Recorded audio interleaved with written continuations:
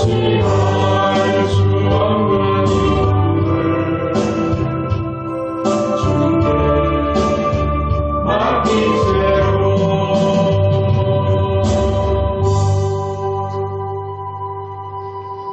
아멘.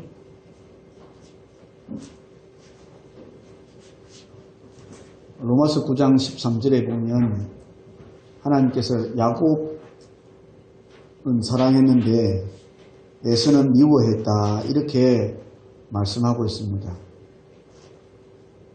모든 주석학자들이 말하기를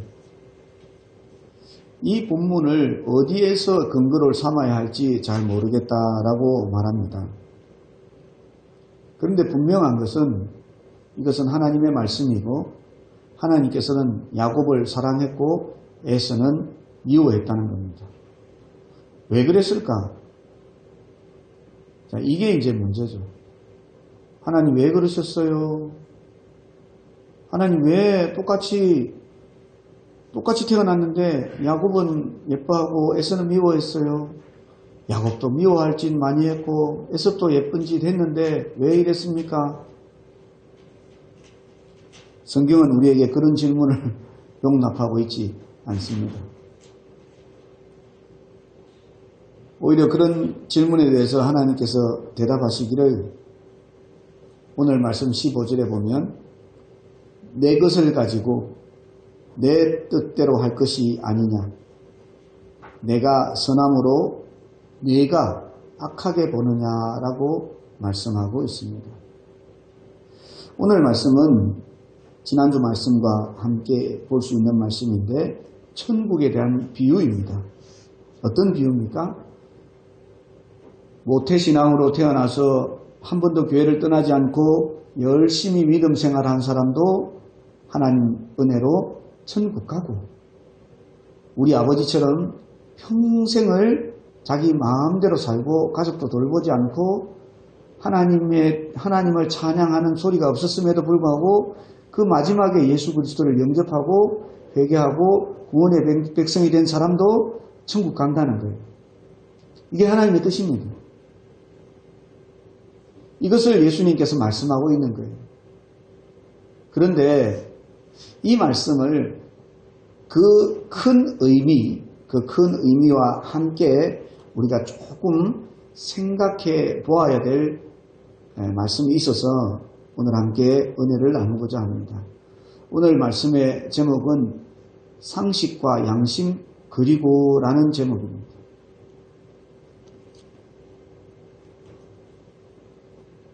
제가 이 제목을 정할 때 처음에는 그리고 뒤에가 있었습니다. 그런데 최종적으로 그리고 뒤에는 잘라버렸습니다. 상식과 양심은 그리스도인, 아니 이 땅에 살아가는 모든 사람들에게 정말로 필요하고 필수적이고 근본적인 것입니다. 이것이 없는 세상은 위태로운 세상이고 어지러운 세상이고 불행한 세상이에요. 상식과 양심이 없답니다. 그렇지 않습니까? 그죠?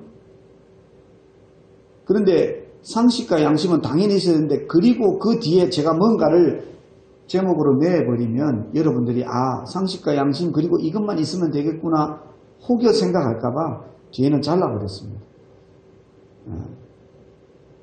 여러분들은 서양식 교육에 익숙해 있습니다. 1 더하기 1은 근데 동양 철학에서는 1 더하기 1은 뭔지에 대해서 생각을 해야 됩니다. 스승이 묻습니다. 제자에게. 얘야 1 더하기 1은 뭐니? 예, 선생님 2입니다. 야, 그래 똑똑하다. 그런데 왜 2니? 라고 물으면 윤호씨 뭐라고 대답해야 될까요? 이게 동양 철학이에요. 이게 동양의 사상이에요. 일본으로부터 시작해서 지중해 끝 이스라엘에게 이르는 동양. 이 동양의 사상의 근원은 외입니다.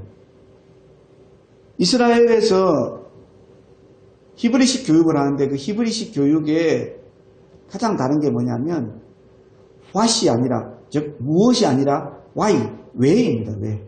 같은 W인데요. 우리는 이것이 무엇인지에 대해서만 관심이 있어요. 이것이 무엇인지, 답이 무엇인지에 대해서만 관심이 있습니다. 그런데 히브리식 교육에서는요, 왜 그것이 되느냐가 중요하다는 거예요. 왜? 한 사람이 한 사람을 때렸습니다. 법적으로는 A가 B를 때렸네.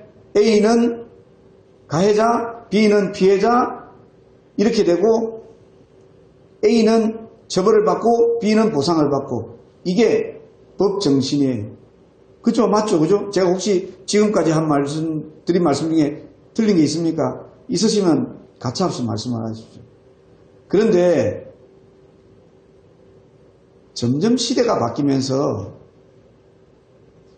왜 이 사람이 때릴 수밖에 없느냐에 대해서 관심을 가지기 시작합니다. 누가 생기면서요? 변호사가 생기면서. 변호사가 법정에서 말합니다. 검사가 이 A가 B를 때리기 때문에 A를 징역 1년에 처해야 됩니다. 판사가 듣고 변호사에게 묻습니다. 변호사 할 말 없어요? 변호인 할 말 없습니까? 변호인 나갑니다. A는 평소 B에게 심한 구박과 핍박을 받으며 심심찮게 폭행을 당했으며 언어폭력에 시달렸으며 금전적 손해를 봤으며 그가 다른 사람들 앞에서 심한 모욕감을 당하는 일들이 한 번, 두 번이 아니었습니다. 그날도 마찬가지였습니다. 그날도 B가 다른 사람이 있는데 심한 모욕감을 주고 심지어 A의 약혼자가 있는데 남자로서 듣기 힘든 말들을 해서 그 사람이 참을 수 없는 형편이 되어서 그 사람이 그 약혼자 앞에서 어쩔 수 없이 자의적 행동을 한 것입니다. 판사가 듣습니다.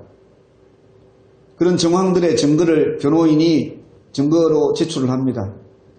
보니까 맞거든요. 그래서 다시 B에게 묻습니다. B는 이런 사실이 있었습니까? 예, 그런 사실이 있었습니다. 라고 대답하자 판사가 하는 말, A가 B를 때린 것은 법적으로 처벌을 받아 마땅하나 인간 도리로 볼 때 B가 그동안 A에게 한 일들이 A가 지금 B에게 한 일과 동등하게 법적으로 처벌을 받아야 되는 일이기에 본법정은 이 일에 대해서 무죄를 선고한다 라고 할 수가 있다는 거죠. 이제 예를 든 거예요. 그래서 왜라는 것에 관심을 가지기 시작했습니다. 이건 인간 본연에 관한 문제, 인간들이 살아가는 문제입니다. 그런데 인간과의 관계가 아닌 이제 하나님과의 관계에서도 왜라고 이야기하기 시작했습니다. 그런데 이게 어떤 경우에는 왜가 성립이 되는 경우가 있고 왜가 성립이 안 되는 경우가 있습니다. 우리 아들이 저에게 묻습니다. 아빠, 엄마하고 왜 결혼하셨어요? 왜라니? 그걸 지금 질문이라고 하냐? 이렇게 되는 거죠. 왜가 성립이 되는 게 있고 안 되는 게 있는데 오늘 포도원의 비유를 들면서 예수님께서 먼저 온 자들이 나중 온 자들과 동등한 대우를 받는 것에서 왜라고 물었을 때 그것을 왜라고 묻는 것이 아니라고 말씀하고 있습니다. 오늘 본문에서 우리는 먼저 상식에 대해서 생각해 보아야 될 것 같습니다. 상식적으로요. 아침 일찍 일하러 온 사람과 오후 늦게 그것도 마치기 1시간 전에 일하러 온 사람과의 임금 격차가 발생해야 한다는 것이 상식적이라고 먼저 온 일꾼들의 항변에서 느낄 수 있습니다. 저도 그럴 것 같아요. 하루 종일 시간 빠지게 일했는데 1시간 일하는 놈하고 똑같이 가라. 이건 도저히 용납이 안 됩니다. 이건 용납을 할 수가 없습니다. 그렇지 않습니까? 전 이 사람들 편입니다. 목사님에도 전 이 사람들 편입니다. 하지만 여러분 이것은 뭔가를 하나 놓친 게 있습니다. 뭡니까? 일꾼이 처음 주인의 택함을 받았을 때를 생각해 보아야 합니다. 모르긴 몰라도 요즘 풍경으로 치자면 새벽 일찍 일꾼들이 모여드는 인력시장으로 나가서 기다리고 있었을 겁니다. 이 동네도 혹시 인력시장이 있습니까?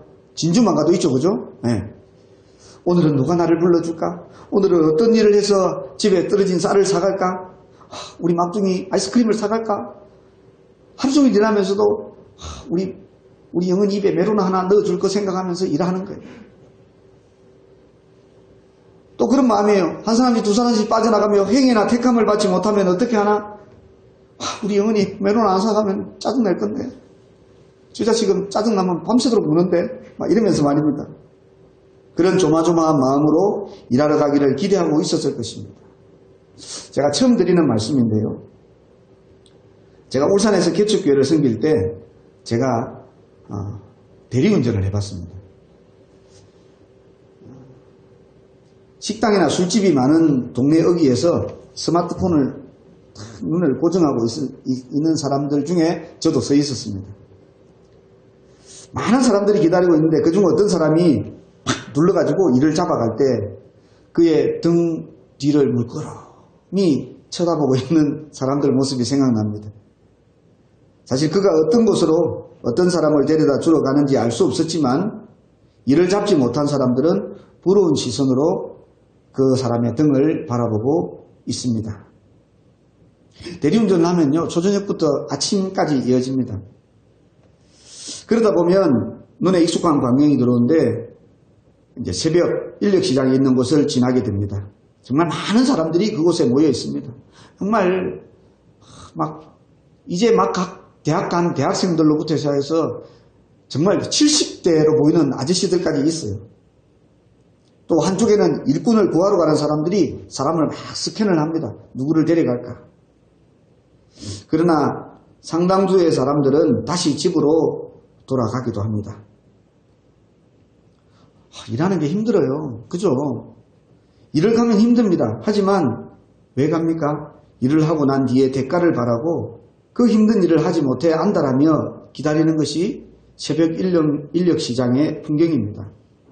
일꾼들은 일을 기다리고 주인은 일을 시키는 사람입니다. 그리고 그 사람들을 데려갈 때 아파트 15층 벽돌 나르는 거 일당 8만 원 줄 섭니다. 그에게 약속한 대가를 치르면 그게 상식입니다. 오늘 본문에는 상식적인 일이 일어났습니다. 그런데 일꾼들은 상식적이지 않은 말로 주인의 마음을 상하게 합니다. 자, 우리는 여기서 나의 생각, 즉 일꾼의 생각이 아닌 주인의 입장에서 이 모습을 한번 관찰해 볼 필요가 있습니다. 주인은 오늘 이 포도원에서 일을 마무리 짓고 싶었습니다. 마무리 지어야 될 만한 일이 있습니다. 그 사람이 베트남 다낭으로 여행을 가야 되는지, 아니면 이제 이 밭을 내일 당장 팔아야 될지, 아니면 이걸 다 팔고 다시 개발을 해야 돼, 집을 지어야 될지 우리가 그 주인의 사정은 알 수가 없어요.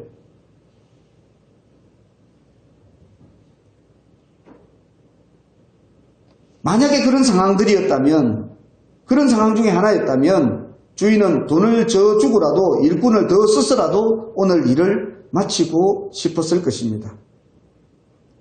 제가 몰랐는데 우리 동네에 보니까 이 농사 이거는 때가 제일 중요하더라고요. 때가. 물론 정성도 중요하고 뭐 종자도 중요하고 뭐 걸음도 중요한데 때가 제일 중요하더라고요. 때를 놓치면 안 되는 것, 여러분들이 저보다 훨씬 더 잘 알고 계십니다. 어쩌면 때를 놓치지 않고 다른 작물을 심어야 하는 것이 이 주인의 심정이었는지도 모릅니다. 어찌됐든 이 주인은 오늘 이 포도원의 일을 완전히 마치고 싶었습니다. 종말이에요. 이제 예수님 오시면 이 땅에서의 내일은 없습니다. 포도원 주인의 마음은 그거예요. 내일은 없는 거예요.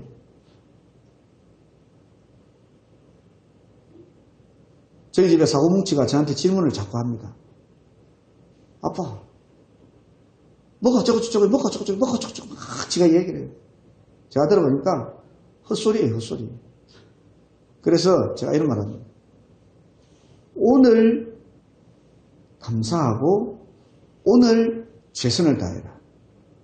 오늘 행복하면 내일, 즉 돌아오는 오늘도 행복하다. 오늘 최선을 다하지 않고 오늘 행복하지 않으면 내일, 즉 내일 지나온 오늘이 후회스럽다. 그래서 그날도 후회스러우면 지나온 오늘도 후회스럽다. 인생이 계속해서 후회의 날들이 되느냐 행복의 날들이 되느냐는 오늘 지금 내가 어떻게 하느냐가 제일 중요하다. 내가 지금 행복하면 지금 성공한 것이다. 성공은 앞으로 해나가는 것이 아니라 지금 성공했으면 된다. 지금 성공했으면 내일도 성공한다. 내일 성공했으면 모레도 성공한다. 결과에 만족하지 마라. 어차피 100명이 달리기를 하면 1등은 한 놈뿐이다. 다만 내가 그 달리기에 멈추지 않고 내 힘을 최선을 다해서 달렸다는 그것에 자기 자신에게 박수 쳐주고 자기 자신에게 만족하고 그것을 성공으로 삼아라. 그러면 너도 1등이고 그 사람도 1등이다.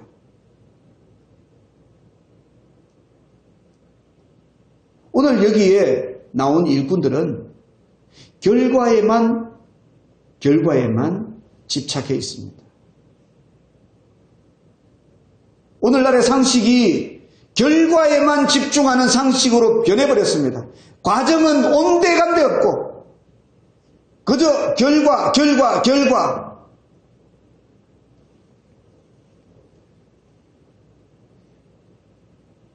말씀을 다른 면으로 한번 보겠습니다. 양심에 대해서 한번 생각해 보겠는데요. 양심에 따른 배분은 남의 것을 가로채지 않고 정당한 대가를 지불하면 그것이 바로 양심적인 것입니다.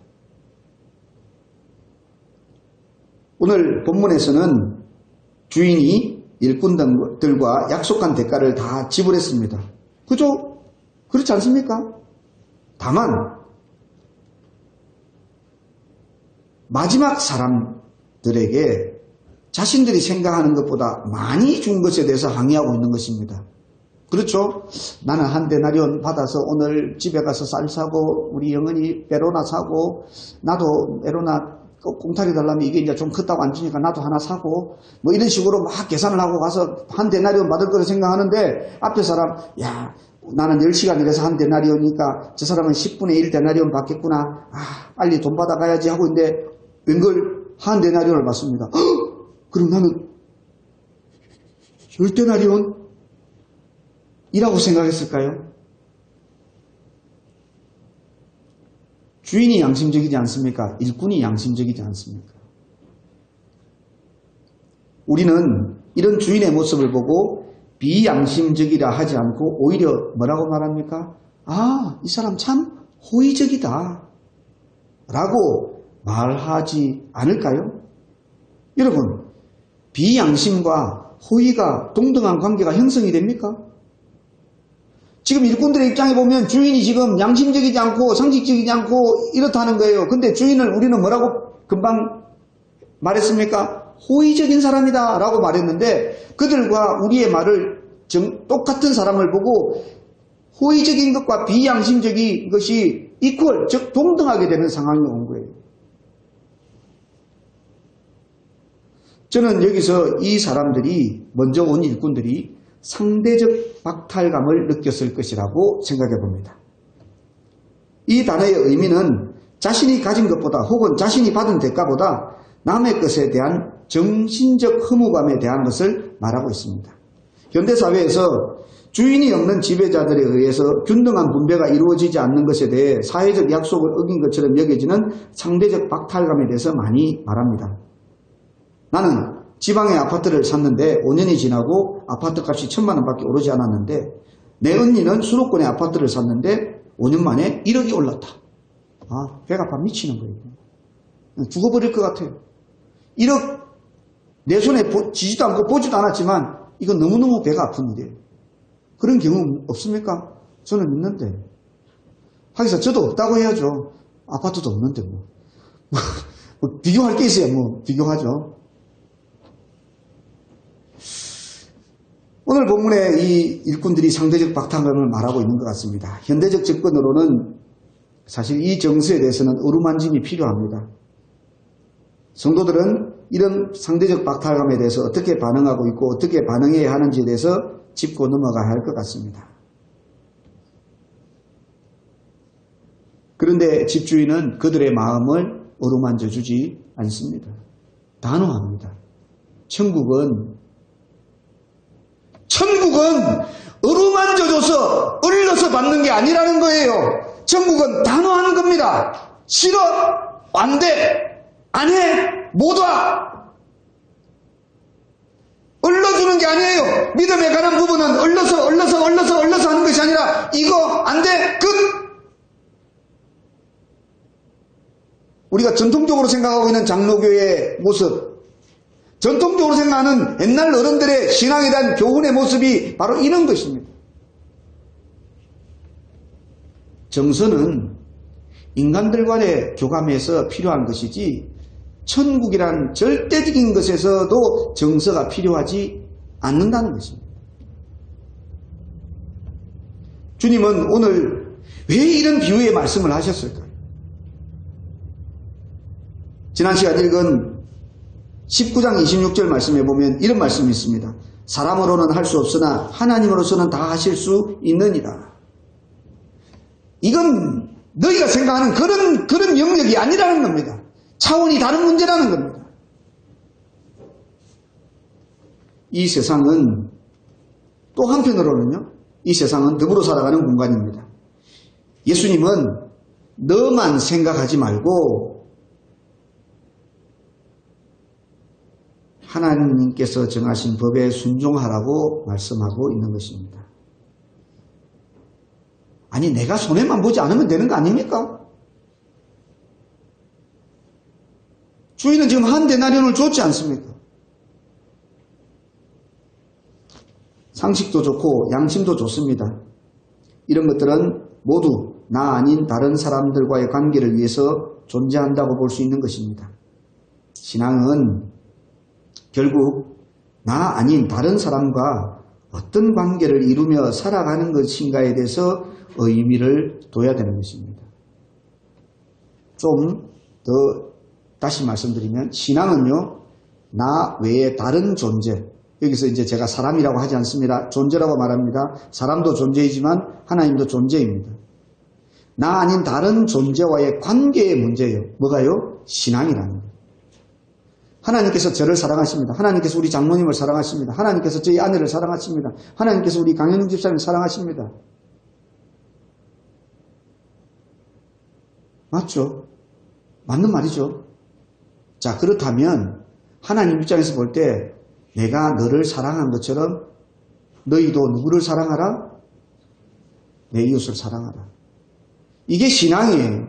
즉 하나님 입장에서 볼 때는 하나님과 저와의 관계도 있지만은 하나님께서 사랑하는 다른 존재와의 관계도 신앙으로 보신다는 겁니다.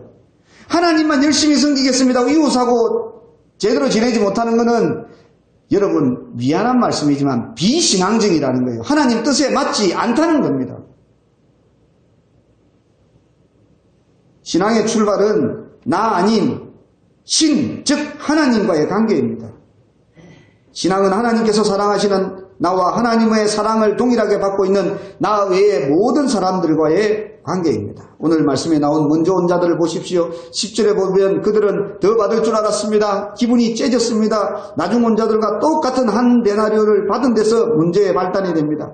주인은 그들과 한 약속을 어기지 않았습니다. 다만 주인은 자신의 것으로 자신의 뜻을 베푼 것뿐이었습니다. 우리는 흔히 저 사람도 구원받을 수 있을까라고 의문을 품는 일들이 있습니다. 심한 경우 저 사람은 구원받지 못할 거야 라고 말하기도 합니다. 더 심한 경우 저 사람이 천국 간다면 나는 천국 안 갈 거야 라고 말하는 사람도 제 귀로 직접 들었습니다. 하나님께서 저런 사람도 천국 넣어주나 라는 말도 제가 직접 들었습니다. 이게 신앙입니까?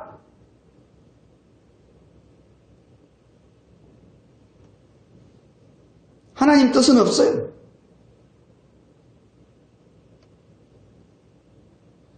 우리가 먼저 온 자들과 같은 마음으로 살아가고 있지 않은지 깊이 반성해 보아야 합니다. 예레미야 3장 23절에 보면 작은 산들과 큰 산 위에서 떠드는 것은 참으로 헛된 일이라. 이스라엘의 구원은 진실로 우리 하나님 여호와께 있나이다. 아멘. 저는 예전에 이 말씀의 뜻을 몰랐습니다. 목사임에도 불구하고. 우리가 아무리 산 위에서 떠들지라도 여기에서 작은 산은 에발산과 그리심산이라고 말하는 학자도 있습니다. 또 어떤 사람은 그저 산이란 건 사람들이 많이 보이는 곳이기 때문에 사람들 앞에서 보이기 좋게 떠드는 바리새인의 모습처럼 남들에게 보이는 신앙이라고 말하는 학자들도 있습니다. 어찌되었건 간에 그 모든 인생의 문제는 다 헛것이라는 것입니다. 오직 하나님 여호와께만 구원이 있다고, 그분의 뜻대로 행해야만 구원의 백성이 될 수 있다고 성경에서는 말씀하고 있는 것입니다. 상식 그리고 상식과 양심 그리고 뭡니까? 사랑의 마음일 수도 있습니다. 섬김의 마음일 수도 있습니다. 배려의 마음일 수도 있습니다. 하나님과 더욱더 집중된 나의 신앙의 모습일 수도 있습니다. 여러분, 그 어떤 모습일지라도 성경에서 우리에게 말씀하시는 그 뜻을 잘 기억하고 온전한 믿음의 모습으로, 온전한 구원의 백성으로 살아가시기를, 이 한 주간도 상식과 양심의 바다에서 헤엄치며 하나님의 사랑의 깃대를 높이 세우는 귀한 그리스도인들 되시기를 간절히 축복합니다.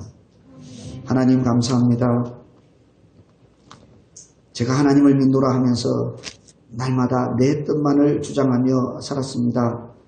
내가 하나님을 믿노라 하면서 하나님의 말씀은 저리 팽개쳐버리고 내가 쌓아온 경험과 이성적 판단만 하고 살았습니다.